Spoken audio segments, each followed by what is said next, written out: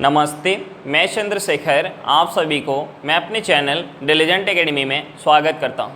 हम लोग बिहार एसएससी के लिए एक मैथ का सीरीज स्टार्ट किए थे, जिसमें हम लोग प्रत्येक दिन बिहार एसएससी में आए हुए मैथ का प्रीवियस ईयर क्वेश्चन और उस पर आधारित मैथ का क्वेश्चन कर रहे हैं। चलिए आज उस सीरीज में हम लोग आगे की तरफ चलते हैं। इससे पहले अगर आप मेरे चैनल पर नए हो तो चैनल को सब्सक्राइब कर लें और बेल आइकन को प्रेस करना बिल्कुल ना भूलें, ताकि आपको सबसे पहले लेटेस्ट नोटिफिकेशन मिलता रहे। चलिए अब हम लोग क्वेश्चन की तरफ चलते हैं। देखिए हमारा क्वेश्चन क्या दिया हुआ है। हमारा क्वेश्चन है किसी हीरे का मूल्य उसके भार के वर्ग के अनुक्रमानुपाती है। एक हीरा 4 टुकड़ों में इस प्रकार टूटा कि उनके भारों का अनुपात 1:2:3:4 है। यदि टूटने पर हीरे के मूल्य पर 14 लाख रुपए की हानि हुई तो बिना टूटे हुए हीरे का मूल्य कितना था। हमें क्या निकालना है, बिना टूटे हुए हीरे का मूल्य निकालना है। अब देखिए टूटने के बाद भारों का हमें रेशियो क्या दिया है, हमें भारों का रेशियो दिया है 1:2:3:4। तो देखिए हमने मान लिया कि पहले टुकड़ा का भार अगर 1 यूनिट होगा तो दूसरे टुकड़ा का भार कितना होगा 2 यूनिट, तीसरे टुकड़ा का भार कितना होगा 3 यूनिट और चौथे टुकड़े का भार कितना होगा 4 यूनिट। तो देखिए बिना टूटे हीरे का भार कितना होगा, हम इसे ऐड करेंगे तो ये हमारा निकल के आ जाएगा। हम इसे ऐड करेंगे तो ये हमारा कितना हो जाएगा, ये हमारा हो जाएगा 10 यूनिट। यानी बिना टूटे हीरे का भार कितना होगा 10 यूनिट होगा। अब देखिए हमें क्वेश्चन में हीरे के मूल्य के बारे में क्या दिया है, हमें क्वेश्चन में दिया है कि हीरे का मूल्य उसके भार के वर्ग के अनुक्रमानुपाती है। तो देखिए बिना टूटे हीरे का मूल्य हम इसका अगर वर्ग करेंगे तो ये कितना हो जाएगा, ये हमारा हो जाएगा 100 यूनिट। यानी बिना टूटे हीरे का मूल्य अगर 100 यूनिट होगा तो टूटने के बाद इसका हम स्क्वायर करेंगे तो ये हमारा कितना हो जाएगा 1 हो जाएगा। इसका स्क्वायर करेंगे तो ये हमारा हो जाएगा 4 और इसका स्क्वायर करेंगे तो ये हमारा कितना हो जाएगा, ये हमारा हो जाएगा 9 और इसका स्क्वायर करेंगे तो ये कितना हो जाएगा 16 हो जाएगा। तो देखिए टूटने के बाद कितना हो जाएगा, हम इसे ऐड करेंगे तो ये हमारा कितना हो जाएगा 16 + 4 कितना हो जाएगा, ये हमारा हो जाएगा 20, 20 + 9 कितना हो जाएगा 29, 29 + 1 कितना हो जाएगा, ये हो जाएगा 30। यानी टूटने के बाद मूल्य कितना हो जाएगा 30 यूनिट। टूटने के बाद मूल्य कितना हो जाएगा 30 यूनिट। अब देखिए बिना टूटे मूल्य कितना है 100 यूनिट है और टूटने के बाद मूल्य कितना हो जा रहा है 30 यूनिट हो जा रहा है। यानी यहाँ जो है कितने का हानि हो गया, यहाँ जो है कितने का हानि हो गया, यहाँ 70 यूनिट का हानि हो गया। और हमें क्वेश्चन में हानि कितना दिया है, हमें क्वेश्चन में हानि दिया हुआ है 14 लाख रुपया। हमें क्वेश्चन में हानि कितना दिया है 14 लाख रुपया दिया है। यानी इस 70 यूनिट का वैल्यू हमें क्वेश्चन में 14 लाख रुपया दिया हुआ है। तो हम यहाँ से 1 यूनिट का वैल्यू निकाल सकते हैं। 1 यूनिट का वैल्यू कितना हो जाएगा, देखिए हम यहाँ से 1 यूनिट का वैल्यू निकालेंगे तो 1 0 से 1 0 कट जाएगा। 7 से अगर हम काटेंगे तो ये 7 से 14 2 बार में जाएगा। यहाँ से हमारा कितना आ जाएगा, ये हमारा 5 0 था जिसमें से 1 0 कट गया, ये हमारा 4 0 आ जाएगा, 4 0 आ जाएगा। यानी ये क्या निकल के आ गया, 1 यूनिट का वैल्यू हमारा निकल के आ गया 20,000। और हमसे पूछ के आ रहा है बिना टूटे हुए हीरे का मूल्य जो है पूछ रहा है। तो देखिए बिना टूटे हुए हीरे का मूल्य कितना है 100 यूनिट। हमें 1 यूनिट का वैल्यू पता है तो हम यहाँ से 100 यूनिट का वैल्यू निकाल सकते हैं। 100 यूनिट का वैल्यू कितना हो जाएगा, हम इसमें 100 से गुना करेंगे तो ये हमारा हो जाएगा, 100 से गुना करेंगे तो ये हमारा कितना हो जाएगा, ये हमारा हो जाएगा 20 लाख। 100 से गुना करेंगे तो ये हमारा कितना हो जाएगा, ये हमारा हो जाएगा 20 लाख। हमारा आंसर क्या निकल के आ गया, 20 लाख रुपए निकल के आ गया। चलिए क्वेश्चन समझ में आ गया होगा, नेक्स्ट क्वेश्चन पे चलते हैं। देखिए हमारा क्वेश्चन क्या दिया हुआ है। हमारा क्वेश्चन है किसी वस्तु की कीमत में 21% की कमी करने पर कोई व्यक्ति 100 रुपये में 3 kg अधिक वस्तु खरीद सकता है। वस्तु की प्रति केजी कम की गई कीमत कितनी होगी। हमें क्या निकालना, वस्तु की प्रति केजी कम की गई कीमत निकालना है।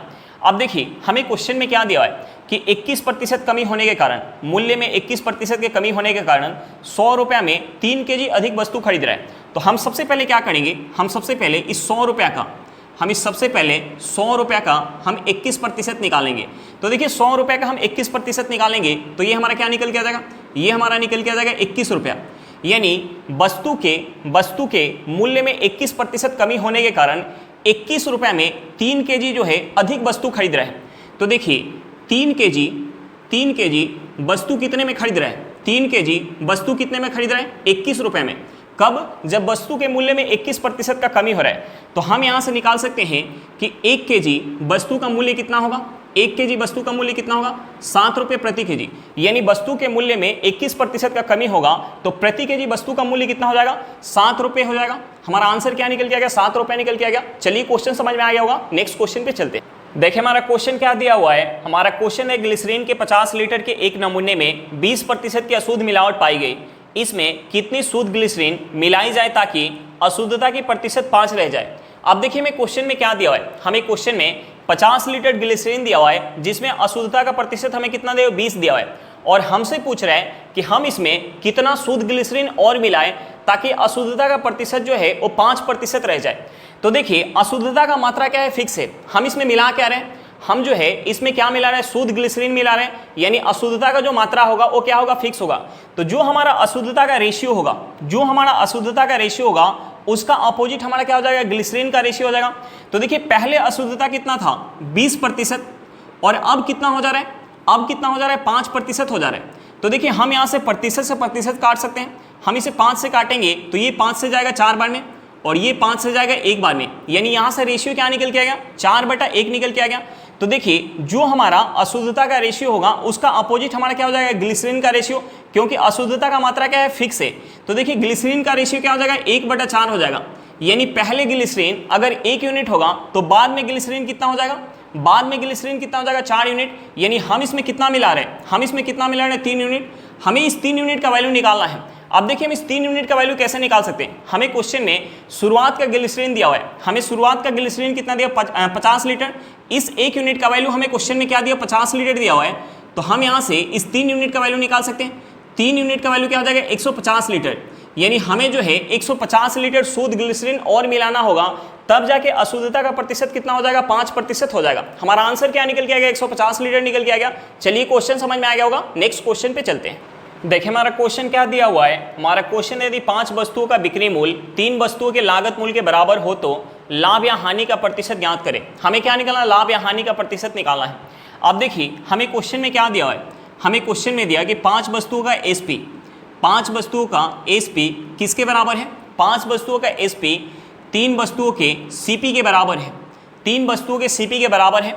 तो देखिए हम यहाँ से लिख सकते हैं, हम यहाँ से लिख सकते हैं एसपी बटा सीपी इक्वल टू 3/5 लिख सकते हैं, यानी उस वस्तु का सीपी अगर 5 यूनिट होगा तो एसपी कितना होगा, 3 यूनिट। तो देखिए सीपी अगर 5 यूनिट है और एसपी 3 यूनिट है तो यहाँ क्या हो रहा है, यहाँ जो है 2 यूनिट का हानि हो रहा है, यहाँ क्या हो रहा है, 2 यूनिट का हानि हो रहा है, कितने पर, 5 यूनिट पर, गुने हम 100 करेंगे तो यहाँ से हमारा हानि प्रतिशत निकल के आ जाएगा।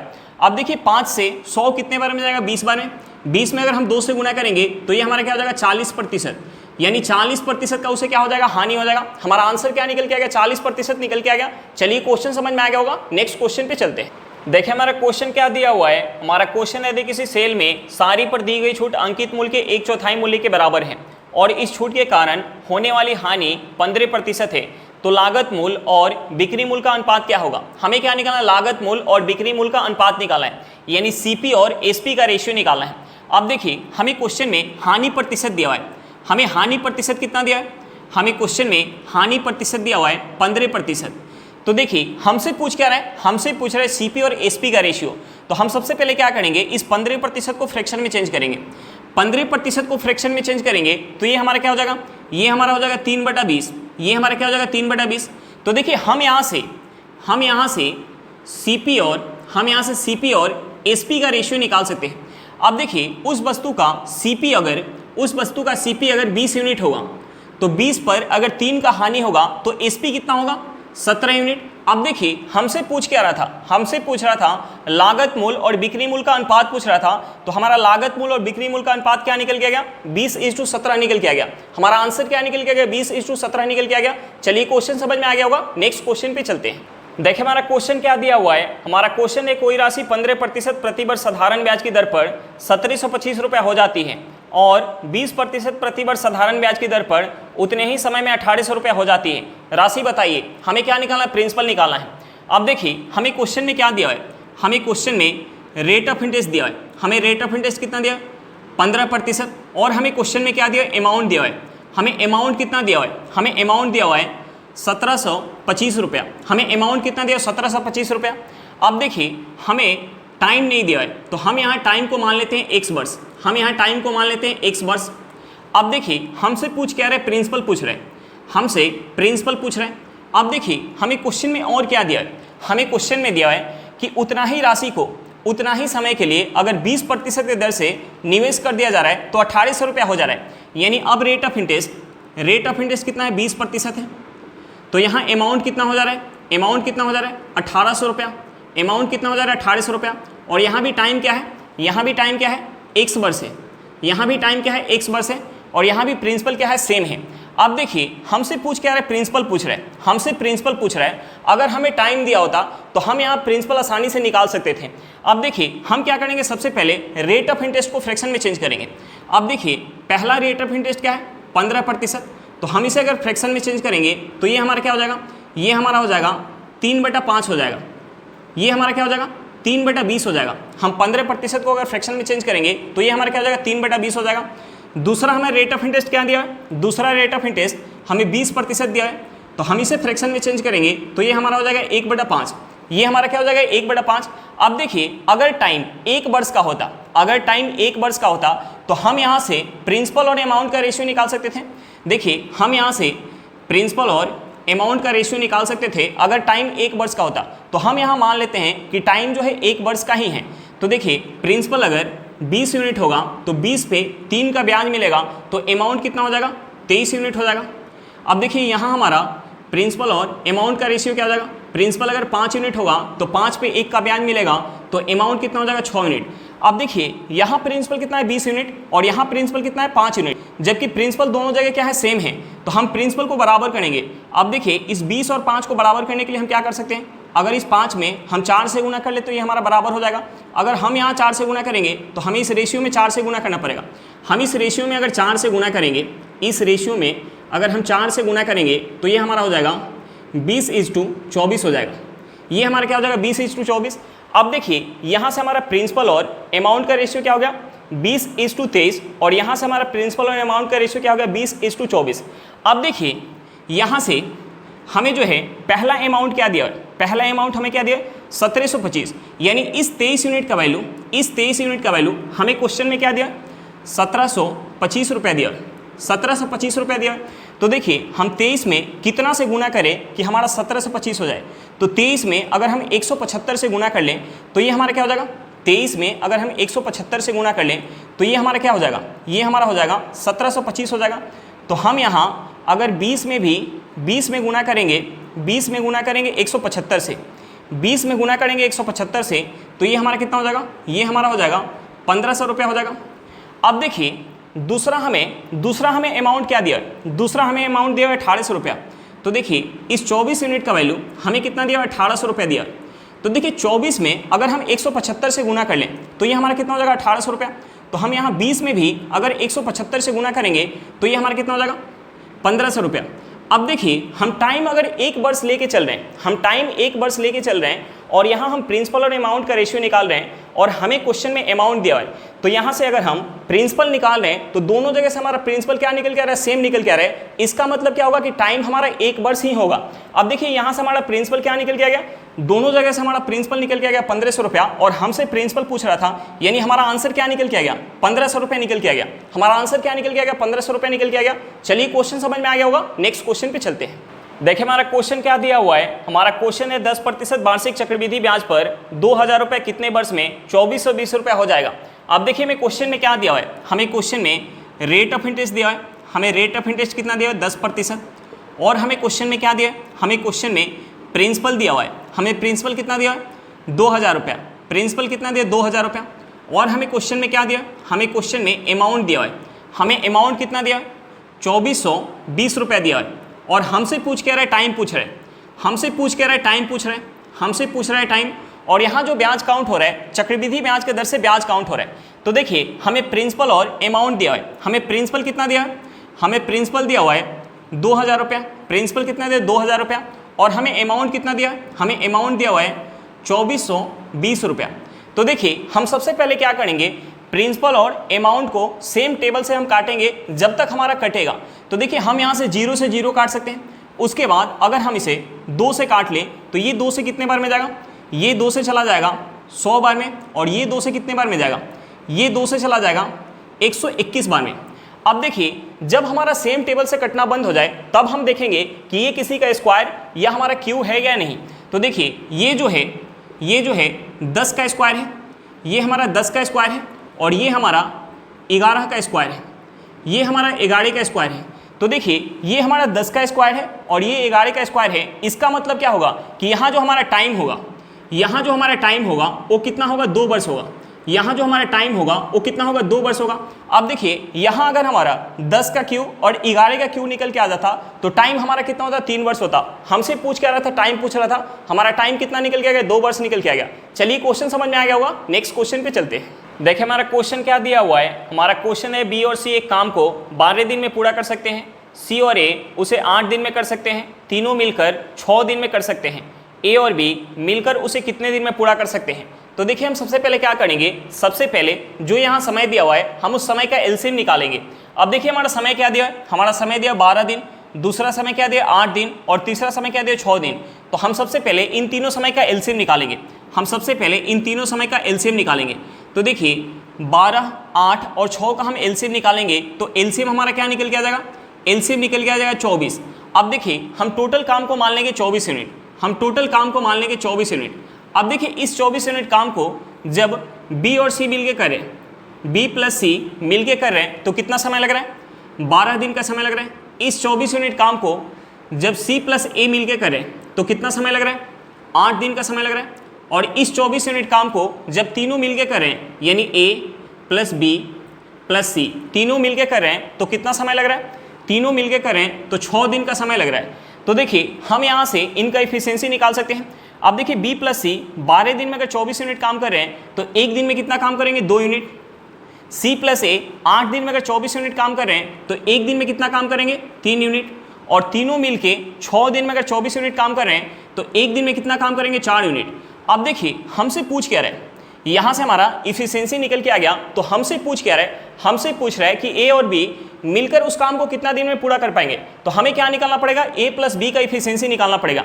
अब देखिए ए प्लस बी का इफिशिएंसी हम कैसे निकाल सकते हैं, हमारा यहाँ से क्या निकल के आ गया, यहाँ से हमारा बी प्लस सी का इफिशिएंसी निकल के आ गया, सी प्लस ए का इफिशिएंसी निकल के आ गया और ए प्लस बी प्लस सी का इफिशिएंसी निकल के आ गया। तो देखिए ए प्लस बी प्लस सी की इफिशिएंसी में से अगर हम माइनस कर लें बी प्लस सी का इफिशिएंसी तो हमारा क्या निकल के आ जाएगा, ए का इफिशिएंसी निकल के आ जाएगा। अब देखिए हम यहाँ माइनस करेंगे, हम यहाँ माइनस करेंगे तो यहाँ से हमारा ए का इफिशिएंसी क्या निकल के आ जाएगा, 4 में से अगर हम 2 माइनस करेंगे तो ये हमारा क्या हो जाएगा, 2 यूनिट। ए का इफिशिएंसी क्या निकल के आ गया, 2 यूनिट निकल के आ गया। अब देखिए अगर हम a प्लस बी प्लस सी की इफिशिएंसी में से c प्लस ए का इफिशिएंसी माइनस कर लेंगे तो हमारा क्या निकल के आ जाएगा, b का इफिशिएंसी निकल के आ जाएगा। तो देखिए यहाँ से हमारा b का इफिशिएंसी क्या हो जाएगा, हम अगर 4 में से 3 माइनस करेंगे तो ये हमारा क्या हो जाएगा, 1 यूनिट हो जाएगा। अब देखिए हमसे पूछ रहे हैं कि a प्लस बी मिलकर उस काम को कितना समय में कर पाएंगे। तो देखिए टोटल काम कितना है, 24 यूनिट, टोटल काम कितना है 24 यूनिट और दोनों का इफिशिएंसी कितना है, ए का इफिशिएंसी है 2 यूनिट और बी का इफिशिएंसी कितना है 1 यूनिट, यानी दोनों का मिला के इफिशिएंसी कितना है 3 यूनिट। अब देखिए 3 यूनिट इफिशिएंसी के साथ 24 यूनिट काम करने में कितना समय लग जाएगा, कितना समय लग जाएगा, 8 दिन का समय लग जाएगा। हमारा आंसर क्या निकल के आ गया, 8 दिन निकल के आ गया। चलिए क्वेश्चन समझ में आ गया होगा, नेक्स्ट क्वेश्चन पे चलते हैं। देखिए हमारा क्वेश्चन क्या दिया हुआ है, हमारा क्वेश्चन है नल ए 30 मिनट में एक टंकी को खाली कर सकता है, एक दूसरा नल बी उसे 45 मिनट में खाली कर सकता है। यदि दोनों नल साथ साथ खोल दिए जाए तो टंकी खाली करने में कितना समय लगेगा। अब देखिए हमें क्वेश्चन में क्या दिया है, हमें क्वेश्चन में दिया है कि नल ए टंकी को 30 मिनट में खाली कर सकता है, 30 मिनट में खाली कर सकता है। नल बी टंकी को 45 मिनट में खाली कर सकता है, 45 मिनट में खाली कर सकता है।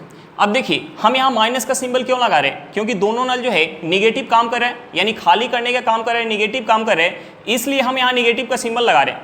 तो देखिए हमसे पूछ रहे हैं कि अगर दोनों को एक साथ खोल दिया जाए तो टंकी को खाली करने में कितना समय लगेगा। तो देखिए ए जो है 30 मिनट में खाली कर रहा है गुने बी जो है 45 मिनट में खाली कर रहा है, यानी माइनस का 45 बटे हमारा क्या हो जाएगा, बटे हमारा हो जाएगा माइनस का 30 प्लस माइनस का 45। अब देखिए यहाँ से हम सॉल्व करेंगे तो यहाँ से जो हमारा समय निकल के आएगा वो हमारा समय निकल के आ जाएगा कि दोनों को अगर एक साथ खोल दिया जाए तो टंकी को खाली करने में कितना समय लगेगा, ये समय हमारा यहाँ से निकल के आ जाएगा। अब देखिए हम यहाँ अगर गुना करेंगे तो हमारा माइनस माइनस में गुना होकर क्या हो जाएगा, प्लस हो जाएगा, यानी ये हमारा हो जाएगा 30 गुने 45 हो जाएगा, बटे हमारा क्या हो जाएगा माइनस का 30 प्लस माइनस का 45, ये हमारा क्या हो जाएगा माइनस का 75, ये हमारा क्या हो जाएगा माइनस का 75। अब देखिए अगर हम इसे 15 से काट लें तो ये 15 से कितने बार में जाएगा, 2 बार में, ये 15 से कितने बार में जाएगा, 5 बार में। 5 से 45 कितने बार में जाएगा, 9 बार में। हम 2 में अगर 9 से गुना करेंगे तो ये हमारा क्या हो जाएगा 18, और यहाँ से हमारा माइनस आ जाएगा माइनस का 18। यानी दोनों को अगर एक साथ खोल दिया जाए, दोनों को अगर एक साथ खोल दिया जाए तो टंकी को खाली होने में कितना समय लगेगा, 18 मिनट का समय लगेगा।